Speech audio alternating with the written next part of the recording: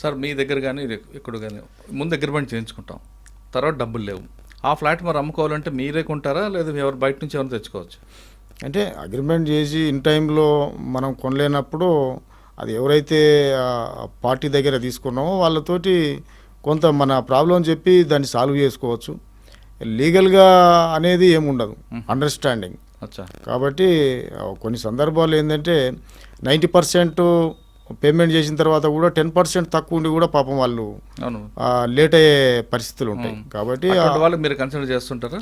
చాలా వరకు మా దగ్గర 100% పేమెంట్ చేసినా కూడా వాళ్ళకు తీసుకున్న తర్వాత నచ్చలేదు అనుకోండి, ఏదో వాళ్ళకు సంబంధించిన ప్రాబ్లం కావచ్చు, ఇంకేదన్నా కావచ్చు, వాళ్ళకు మళ్ళీ ఖచ్చితంగా రిటర్న్ చేసే అవకాశం ఉంటుంది. ఎందుకంటే జేఎం గ్రూప్ అనేది కస్టమర్కు సపోర్టెడ్గా ఉండే కంపెనీ.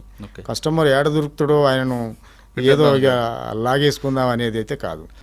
జేఎం గ్రూప్లో కొనడానికి ఫస్ట్ మనం కొన్నదానికి ఫస్ట్ అప్రిసియేషన్ ఉంటుంది, మనం కొన్నదానికి సెక్యూరిటీ ఉంటుంది.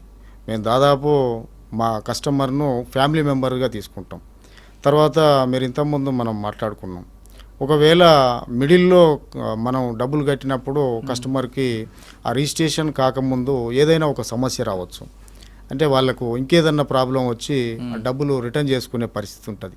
ఆ సందర్భంలో కూడా వాళ్ళకు ₹1 కట్ చేయకుండా వాళ్ళ డబ్బులు వాళ్ళకు భద్రంగా రిటర్న్ చేస్తున్నది అంటే జేఎం గ్రూప్. కాబట్టి వాళ్ళకు అన్ని ఫెసిలిటీ, వాళ్ళ ఒక ఫ్యామిలీ, వాళ్ళ ఒక ఫాదర్ని పిల్లలు ఎట్లా నమ్ముతారో రియల్ ఎస్టేట్లో జేఎం గ్రూప్ని ఆ విధంగా ఎలాంటి చింత లేకుండా నమ్మవచ్చు.